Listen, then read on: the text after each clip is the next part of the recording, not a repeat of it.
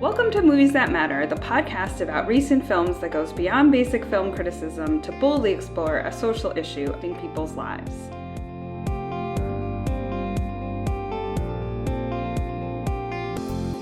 I'm Nicole Finari, and with me today is... Justin Davis. Yes, reprising the most obvious movie ever, given our last podcast, which is... Till. Yes, directed by Chinue Chukwu. Hopefully I'm not butchering that too badly. In 1955, after Emmett Till is murdered in a brutal lynching, his mother, played by Danielle Deadwyler, vows to expose the racism behind the attack while working to have those involved brought to justice. What did you think? I thought it was an excellent movie. I didn't read too much about it going into it because I didn't want other people's opinions clouding my take on the movie, but it definitely exceeded my expectations, which I thought was pleasantly surprising.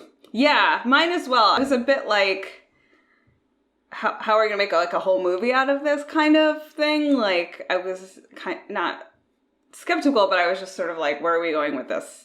And I will say for me, it did drag a little bit at the courtroom part.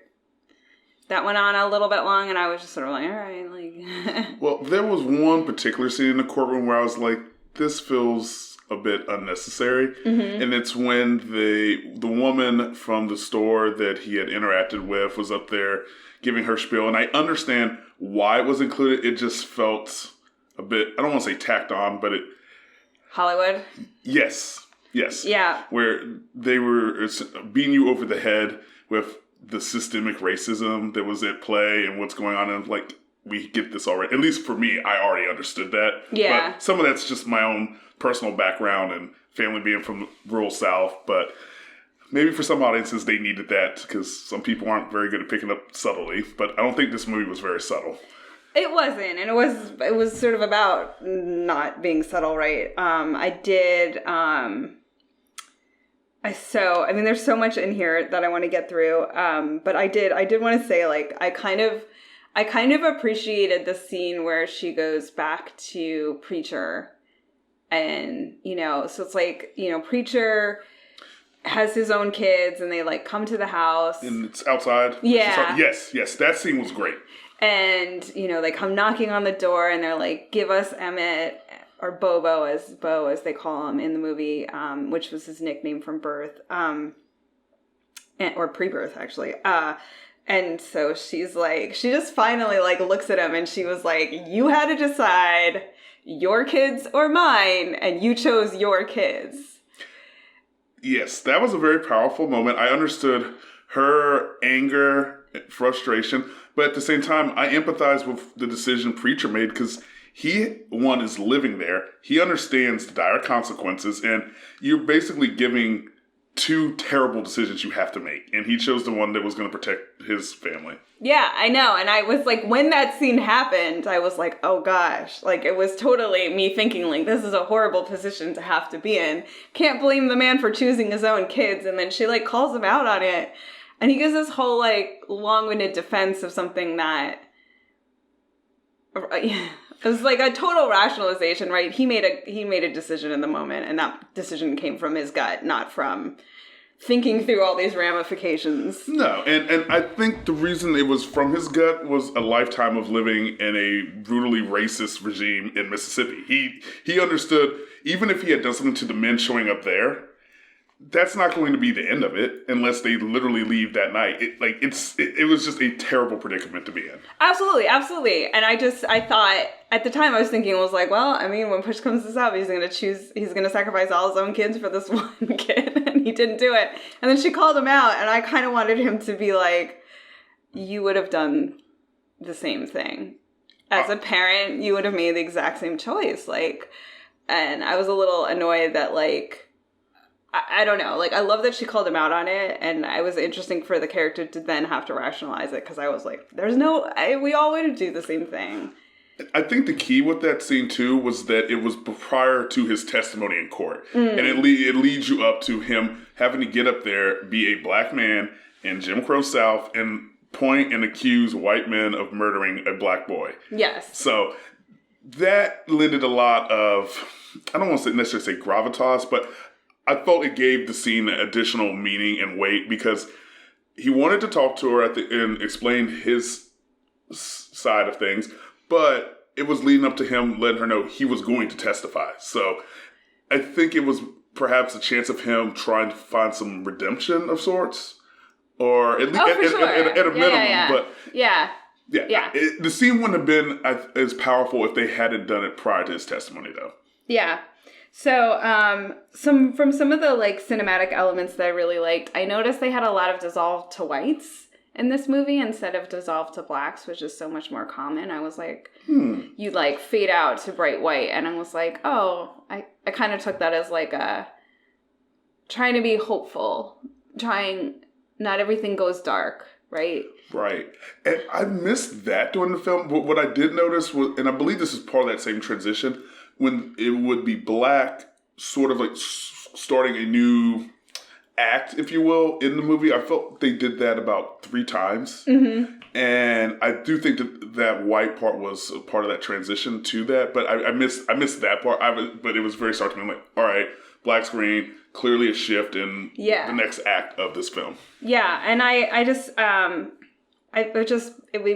and even beyond that, for, there's been like a trend to like desaturate movies and TV programs lately, which I think we're kind of coming out of, but this was a movie that was very colorful, right? Like very bright, cheerful colors, and I loved, like I said, I thought that was I'm sort of assuming motivations here, but I took it to be as yes, this is yet another movie about black pain, but we are going to shove as much like black joy in there as we possibly can, right? Like we're going to make everything else colorful and bright and just try to counterbalance like the weightiness of this movie and not just like totally suck you down with the cinematography. Yeah, I did notice, as you talked about the color, it was very vibrant, especially early in the movie before Emmett goes down to Mississippi where he's at his home. It did stand to me. It was very bright. Even the colors that the characters were wearing, like Mamie especially, had a lot of like bright, vibrant colors earlier in the movie. And it stood out to me as well, too, particularly with the contrast with like the skin complexion of characters, of especially the black actors, whoever was filming it. And it makes sense though, it's a Nigerian American director, which she probably had that in mind with making sure that the way it's filmed, these contrasts, it stands out, and the people, they didn't have issues with, in some films you watch, they don't seem to do a very good job of realizing, these people have darker skin complexions. We need to adjust or account for that with how we film and shoot things. Yeah, no, definitely. And I would say like the lighting was incredible throughout. Like I thought all of it was beautifully lit throughout. And there was a part of me that thought like, this poor actress, right? She had so many like extreme close-ups of her face. And she really carried this movie, and I want to get into that, but I also just on a superficial level was like, it's great that she has such nice skin. Mm-hmm. Like, because we're seeing every non-existent pore of it. Like. Yes. I love to, like, one of the other things that stood out to me was, like, there's that, I forget the name of the shot. They, like, pan through a bunch of people's houses as they're all like listening to the radio report. Oh, yes. And there's just like, it's a long sort of take of like through, the transition between interiors. Mm-hmm. And I just was like, oh, yes. Like, it's almost like a tracking shot. Yeah. But it's, I don't know the exact. There's a word for it, and I'm totally blanking on it. But yeah, it was like a long tracking shot through these interiors. And I just, like, the cinephile in me was like, oh, bravo. I appreciate with that scene too. It was going to different households. You saw white households and reactions that versus black households, and it was really well done, that particular scene. Yeah, I thought so too. And again, I just was like, this is one of those, people talk about Nancy Meyers interiors, and I was like, oh my God, I wanted to like live in all of these houses. Like her house was so amazing, and it had all this like colorful wallpaper, and I was like, oh, these interiors were fabulous. like, hats off to the costume design, the art direction, like, all of it. Yeah, I did want to address the costume design. I thought it was fantastic. It very much was reflective of just photos I've seen of my own family from, like, the 50s, just how people dress and, like, the look. I felt like they did an amazing job capturing that. Yeah, I did too. I did also, like, look up some of the real pictures. I thought the kid, is it Jalen Hall? Yes, I believe that's the actor that played Emmett. He was amazing. He was, like, the perfect kid to pick for this role. He actually did look a lot like the real Emmett Till, but I'm just like, those dimples, man. Like, he had such a great smile, and you could just feel the charisma of this kid coming on the screen. Yeah, what incredible energy. Like, and I just was like, boy, if you were going to get us sympathetic to any kid, I mean, presumably we're predisposed to be sympathetic to a child, but I was like, that kid was so cute. Like, yeah, he just nailed the role, especially with the opening when they were going through the store in Chicago, and you could just tell how he's, I don't want to say oblivious, but his experience, and I think it was to Mamie's credit that she didn't want to raise, and she talks about later, but she didn't want to raise him to be full of fear. Right. So he's not just presuming, oh, I'm black, so I have to be treated this way. Like, you could tell that sense. Yeah. And she was definitely trying to impress upon him that things in Mississippi are not like they are in Chicago. Yeah. Yeah. I just thought he was great, and I was like really, it was a really magnetic performance for such a young actor, and I was impressed with it. I did, and I also, like, to that end, like, I didn't feel manipulated by the film either.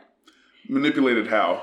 As in, sort of like what you were saying about that one scene in the trial. I was like, that felt like a very manipulative scene, right? That felt like, now you have to understand, like, I was being talked down to. I was trying to have emotion forced upon me. Yeah, it wasn't, the way I would describe it, was not a preachy film, if that makes sense. Right. Some films I've watched where if it's about a civil rights issue or things of that nature, where you almost feel, I don't want to say that it's that corny, but it's just, I'm being lectured to, and it's like, okay, I get it. And it's obviously about important things, but this came across with a lot more authenticity, at least to me. Right. No, and that's I think that's what I mean by I was looking at the lens of manipulation. Like, they let the story stand for itself, and they trusted that the audience was along for the ride, without, like, like the musical score, which I honestly don't remember at all, to its credit almost. Like I said, it wasn't like they hit you with the, like, really sad music. Like, I didn't feel like any emotion was trying to be wrung out of me or, like, manufactured for me. And I thought, like, they didn't really err on the side of preachiness, and they just let the story stand for itself. And it ties into that, where I felt like I wasn't being manipulated. And it's to a point that you mentioned earlier, how so many films about this subject matter will try to go down what I call the black pain or trauma route. Right. And what I really appreciated about this film was that they didn't actually show violence on black people directly. It's implied. You hear some of it, but they don't show it. And it was just refreshing to have a movie about that, where I'm not having to literally watch black people be traumatized. Yeah, I thought it was great. And I thought it was such an interesting choice in a movie about how you need to, like, see things, right? Mm-hmm. That, it was obviously such a deliberate choice not to show. Yes. Because you get it from the perspective of the field hand, I'm assuming they're sharecroppers, where he clearly hears Emmett being killed in the barn, but he doesn't see it. So that artistic choice or directorial choice was very much appreciated by me. It made me, even at the time when I was watching, I was thinking, oh, this is sort of how what Alfred Hitchcock did in Psycho, where he doesn't actually really show you a lot. It's just the way it's where you pick up on what's going on through other things, and it does a lot. It's more effective in that way, in my opinion.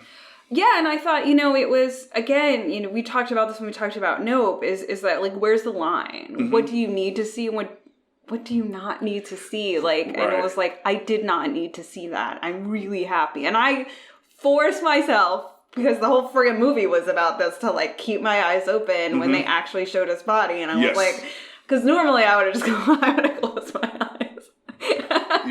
And I was like, no, the whole point of this movie is that I have to look at this, and it was really painful and horrible, and I didn't want to see it. Well, and that was her way of saying, no, the world needs to see it. And I'm glad that they had the mortician and other people saying, oh, we can't do an open cast. You know, they're thinking from her, at least, and they're coming from, I believe, a good place where they said, no, this is bad. He's not really in condition. She said, no, he's exactly in the condition people need to see to understand how awful and brutal this system is. Yeah, I want to circle back to that in a second, but yes, and so I agree with you. Like, I was so happy they didn't show it, and I thought it was such a good choice not to. The other thing I noticed from like just like the pure movie perspective was like they shot her from below a lot, and I was like, that was really interesting. Like that opening scene there in the car, and the camera's like down at their knees, and you're like looking up at her. I totally missed that, but now I'm curious though as to what do you think was the rationale for that, or why the director went with that choice? I'm not sure. I could see it a couple of different ways, and that was like something I was sort of curious about. Of like, I don't know. Do you have thoughts now that I'm pointing it out? I'm trying to think. So they have her in the car, her on the porch. Was she the only character that they did that? She was the only character that they did that too. Oh, I really wish I had picked up on that when I was watching this. Why they would shoot her from that perspective?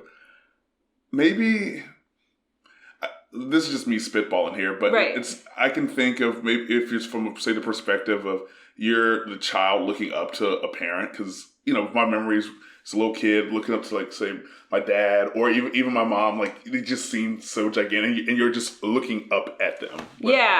Yeah, I wondered if it was that. I wondered if it was like subtly implying like, she's on a pedestal.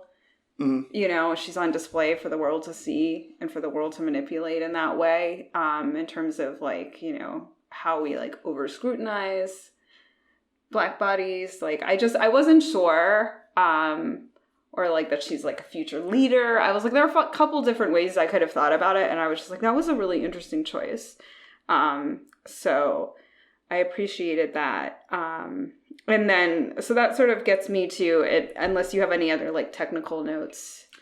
Technical notes? Not the only thing I really was thinking about was the color, and the choice obviously to not show the murder. But I do think it was appropriate though to show him in the casket. Like that's where you get the visceral reaction. But I don't have anything else as far as technical stuff goes. Okay. So, I mean, we'll see how this shakes out. And I feel like it's such an obvious, like, Oscar bid thing to say, but, like, Danielle Deadwyler was amazing. Yes. That was my initial reaction. I was texting some friends and family about the movie, and I said, oh, she knocked it out of the park. Like that, the actress who played Mamie. So, yeah, Danielle Deadwyler. Yeah. Again, I haven't heard it pronounced, but yeah, that's her name. I just thought like, oh, she had to do so much with her face. Mm-hmm. And she just nailed it all so perfectly. I thought she was amazing. And even though I don't care, we are finally going to maybe do something about the Oscars and movies that matter. And I'm like, this is why I don't do stuff. Because then I'm like, I'll riot in the streets if she doesn't get nominated. You know what I mean? Right. Like, I feel like she probably will, but. I think she'll get a nomination. That was one of the first things I took away from the film when I was in. I was like, that's definitely Academy Awards worthy performance. Yeah. And I think too, like, and sort of the larger themes of the movie, I thought it was, there was another thing I was going to say about not being manipulated. So you come through, you go through like her trauma and her discovering that he's missing and freaking out and being like, I got to get to Mississippi, and then like dealing with finding his body. And also, so there's a long section of the movie where you're just like, it's like emotional wallop after emotional wallop after emotional wallop. And then like she gets to Mississippi and the guy, she's like, gets picked up at the airport or whatever by somebody. And the guy's like, oh, my name is Medgar. And I'm like, oh God, it's Medgar Evers and he's going to die too. And I was just like, I can't, like, I was like, oh no. Like, like, that was not a manipulation. Like, they just did it. No, and that's historically accurate. It was accurate, and I was just like, they didn't, like, again, they could have hit you with the sad music. They could have done a couple things, but they didn't, and I'm just like, oh, it's not fair. Like, and when they introduced his wife, children, oh my God, and so I appreciate bad. the callback, because earlier in the movie they had talked about the civil rights. I believe it was a pastor and another activist who had been lynched in Mississippi. I think it was before Emmett went down there. Oh yeah, Raymond Lee. Yeah, and then how Medgar talks, or I believe it's his wife. She mentioned how, they were our friends and things. Yeah. It's just like it hits you what people were putting on the line. Like literally, it was a life or death issue for them. Yeah, and I think to me that's like what I love so much about Selma was that it's like one thing to learn about people protesting. It's another thing to learn, it's like intellectually, like I knew, oh yeah, they had the dogs and the fire hoses and they beat them. But there's like that moment in Selma where they're like, we now have to go do this thing and we are probably going to get the S kicked out of us. And it was like the first time I was like, God, that must be, I don't think I could do it. That must be such a scary feeling. Yeah, undoubtedly scary, but it's also one of the bravest things you can do when you know what you're facing and still choose, like, my cause is, I believe in my cause and it's this righteous that I will endure that. So it's, to me, it's a testament when people of just the courage and bravery of people in those situations. Absolutely. And I just sometimes you can hear all the stories, you can read all the historical accounts, but like I needed a movie to sort of like really empathize, like really be able to like put myself in that situation and be like, oh dang, that must have been really, like obviously it was hard and it's hard, but you don't feel how hard it is until like I saw someone and I was like, oh, forget it. Like I would just be like, Anne Frank's, host family, forget it. Like I'm not brave like that. I would not be hiding anybody. I would not, I just was like, I don't know how people face those situations. Yeah, I've had those conversations with my family. I mean, both my parents grew up in Jim Crow South as Black people, and it's just a wild. Well, it's crazy and not so crazy to think about that. That's just that was the history and experience of the country. But so many people still alive, this is what they were born into, and without the brave people we're talking about, you wouldn't have had the changes that were made. Right. I just think it's like you're already in a really difficult, scary situation. Let's stick my neck out even farther. It was like, yeah. So, I'm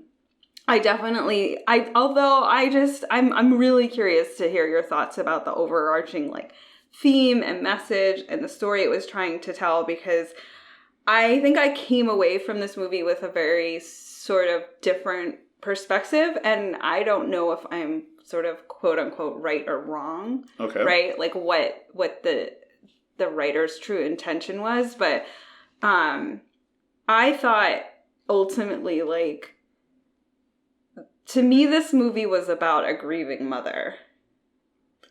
A little bit less than it was about an incipient civil rights activist. I think that's the correct take. That was my take on too. Where she does end up becoming involved in the movement, and even from if my memory is correct, with Eyes on the Prize, they start with Emmett Till's lynching and after that, and the fallout from that.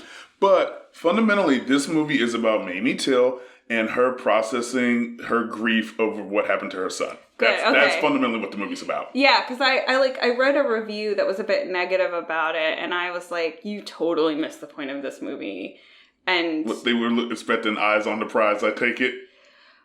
They wanted to see her like transformation into like a civil rights leader, and they were like, that was kind of ham-handed, and I was like, it. No, it wasn't ham-handed. It was to me. You see the transformation to her stepping up into that role, because she's very reluctant about it at first. When the attorney from the NAACP at the Chicago chapter comes over, and one thing that I really appreciated about that interaction was they delve into some of what you would call I am blanking on the term at the moment, or rather just respectability politics. Yes. I'm glad that they touched on that.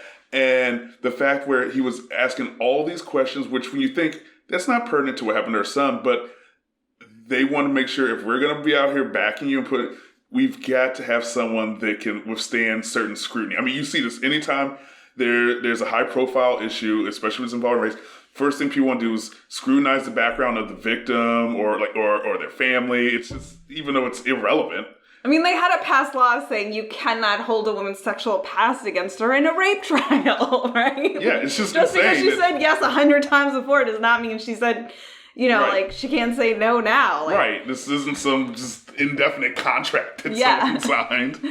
Yeah, no, I love that scene too, for a few reasons, and that's another one where the camera was low when they were on the porch. But I think to me, that's I'm glad you brought that up because, I mean, ultimately, so I had been listening to something, and I know this isn't what they meant. So I had been listening to something, and they were talking about how everybody wants everything to be relatable now. Everything has to be relatable, and people need to read books that are not relatable, learn about characters that are not like you and all that stuff. And I was like, I don't really think that's the point of what people are trying to say about relatable, because this movie was so relatable to me in a way that very few movies could possibly be. And I was like, we were different circumstances, different ages, different locations, different people that we lost. Mm-hmm. But her trajectory and all the sort of some of the beats in the film so closely matched my personal experience, and that's why I was just I just thought the movie was so brilliant, and she did such a good job, because I was I've been there, I felt what she's felt. I've had a disappearance where I never got the closure of knowing what happened to my sister who disappeared, but I went through that she's no, I have to go to Mississippi, I had to fly to Australia yeah. And then that scene on the porch where he comes, he asks all the questions, but he starts well, what would be really helpful to the movement? Right. And I was I almost lost it, because I was just people came at me with all these selfish things that they wanted me to, some person was harassing me about a book they had lent to my sister. As if that is going to be your top priority at the moment. As if you care about that. And it was so selfish, and people just came at me with all these selfish things that I was do you understand? I cannot do, no, I cannot do that now. What's wrong with you for asking? And so when he starts, and I was don't do it. Just don't ask this poor grieving mother anything. And I thought they did a good balance too, in her grief of, again, what I thought was so interesting about it, and what I loved about it wasn't that she was, Rosa Parks, who later said part of her inspiration for standing up on the bus that day was Mamie Mobley, right? She, that's it was a catalyst moment for a lot of people, but Rosa Parks was a civil rights activist and had been trained, and right. it was not a spontaneous thing that happened. Mamie Till wasn't searching to be in this role. It's just fate of circumstance placed her here. Exactly. And I thought and I again, this was sort of my lens on the movie when they talk about, when she makes the decision about the open casket, she's they need to see what they did to my boy, right? Yes. And she says that over and over again. And she always keeps it centered on Emmett. She's never talking about the broader movement ever. No, she's not. And that's, as far as when you talk about relatability, it really humanizes her. You don't just view her as this great civil rights icon. It's no, this is a grieving mother. She's widowed. Was she also divorced? Because the way they addressed that, I know she had. I couldn't tell. Because we know that Emmett's father died during World War II. And she was married again, and there was some hand waving about what happened to that second. Okay, all right, yeah. But it made her to me a more well-rounded and fully developed character in the film. Just giving that perspective and that choice as to how to portray her. Yeah, and I again, to me, it made her incredibly relatable, because I'm I know those emotions. I had to do press interviews, and I just was very single-minded about the fact that my sister disappearing made the national news. Like, of course it did. Like, I never had any perspective for a single moment about the fact that, like, I was like, literally my grief journey was national news, and I felt that was my God-given right. Like, I just had no perspective on it until someone pointed it out later. And for her, I was just like, she was like, well, somebody killed my son, and, like, what are we going to do about that right now? She just was like, of course this is the biggest deal in the world, because it was the biggest deal in the world to her. And I loved that about the movie, that they just show her as, like, how, this, like, you know, some people train for these things and some people have it thrust upon them. Right. And even related, they sort of bookend that approach with the attorney on her porch. Later on when she's down in Mound Bayou talking with the doc, the name of the doctor escapes me, but he was the clearly very well-off, successful Black physician. And he was like, so have you given thoughts about the movement? And that was just interesting. But it didn't come off quite the same way. And I think it's because she had been through this journey and was more willing to step in and embrace that potential role. Right. Right. And I think, you know, like, also, like, how she handled the trial, where she, you know, she was like, I know this isn't going to change the outcome, but I'm not going to get told that I don't know who my own son is, right? Right. Because at a minimum, it's entered into the court record, right? Like that. It's an official part of the record of the trial, right? And she's just like, but there's just that sense of, again, like, it's just so relatable to me, that sense of, like, this is what I have to do to honor the person who died, like. There's frequently, like, a debate in the bereaved community about whether or not, like, if somebody asks me, oh, you know, do you have any siblings? Mm-hmm. There will never be a time where I say no. Like, I'm not going to write my sister out of history because it's going to make somebody else uncomfortable, right? Like, there's, like, those decisions you have to make. And, like, for her, she's like, this isn't going to change the outcome, but I'll be darned if someone's going to, you know, erase, like, my boy out of history in this trial. And I just loved that. Right. And even just personally, I experienced, not me directly, but just, so my father's mother, she had 8 boys. People ask, oh, how many children did you have? She's like, oh, I had 8, but only 7 of them lived to adulthood. One of my dad had a older brother who died as an infant, but as far as my grandmother's concerned, and she's correct about it. Like, no, she said, I had 8 children.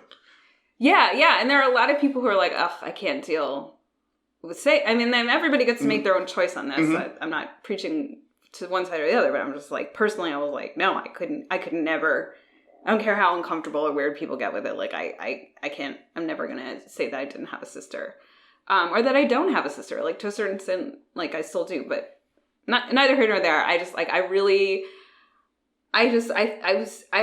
thought as a movie about grief and grieving and what it does to you and how it changes how you feel about the world. I'm like, it was so well done. It felt so true in so many ways to me. And I'm like, it's not Eyes on the Prize. No. At all. And it's so beautifully done. And I'm like, I hope more people end up seeing it. And that's not shot at Eyes on the Prize. No, it's fantastic document. Sorry. I feel like we're like, yeah. See Eyes on the Prize. Yeah. So, and I do think that, like, I do think that the movie and the message of the, how do I say it? Like, I loved all the little pieces that they brought in, right? Mm-hmm. Yeah, there were certain things that really stood out to me. For example, when Medgar Evers was taken, and they were talking about where they're going to be before the trial, and they said Mound Bayou. And the reason I was familiar with this community is one of my mentors from college, great history professor, but freshman year, Dr. Jackson's African-American history class, he made us learn a lot about Mound Bayou specifically because he was talking about Charles Banks, one of Booker T. Washington's lieutenants, founded this community. And it was this very prosperous Black community in Mississippi. And I'm just glad that they had a chance to show and reflect that, where you see, like, it's not just all Black people living as, like, poor field hands and sharecroppers. Like, it gives you the spectrum. Of what the Black experience. And you even see it, too, with how Mamie was living in Chicago with her parents and other friends. And you see her boyfriend, future husband, like, he's working in a barbershop. I'm just glad that they get all of that diversity of, like, the Black experience on display. Yeah, me too. And I also, again, to even more specifically, like, the diversity of the civil rights actors' experience as well, right? You have the NAACP chapter in Chicago, the one in Mississippi, and how, the wealthy family that she goes to stay with in Mound Bayou. Like, again, the introduction of the idea of Mound Bayou, and the wealthy family, and they talk about, like, why he does what he does. Right. And he's, like, speaking of skin color, like notably lighter skinned than kind of everybody else in the movie. That was something I did want to bring up, how that is another issue where they didn't delve too deeply into it in the film, but it's definitely a choice with that. And that is something that you see, especially more you stuff with, like, Southern Black communities, how you even have I don't want to say there was always a hierarchy, but sometimes you would notice a lot of prominent Blacks tended to be on the fairer side. Right, and, right. And a lot of it's just historically, like, maybe your ancestors happen to be children of someone who owned them, or decided, all right, I'll actually educate or acknowledge them, and things of that nature, where you just realize, oh, you have these communities, and that has its own dynamic even within Black community, with, like, colorism and how people perceive it's even though they didn't delve too deeply into that particular aspect, it was very noticeable to me when I was like, oh yeah, it made sense that this very prosperous, wealthy physician, very fair-skinned man, but very much committed to improve it. Just because he doesn't view his privileges, oh, well, I'm not like the rest of them, or where I'm at, like, I can ignore them and say, no, it's on me to do what I can to help other people that are in the same group as me. Right. And I think, like, again, in the sort of larger message about, activism, even just in general, like, it just sort of, I loved how much, again, didn't hit you over the head with it, wasn't preachy, just showed you, like, all these little all these little pockets, like, it takes a movement. There's somebody here doing this, there's somebody here whose role is this, there's the wife who has to go through these experiences and support, her activist husband, and how difficult that choice is, right, and the sacrifices she's had to make because of that, and it was like, I loved how many different roles they showed, sort of culminating into, and then there's this bereaved mother who is, like, thrust onto the national stage, and this is what she did with it. Right.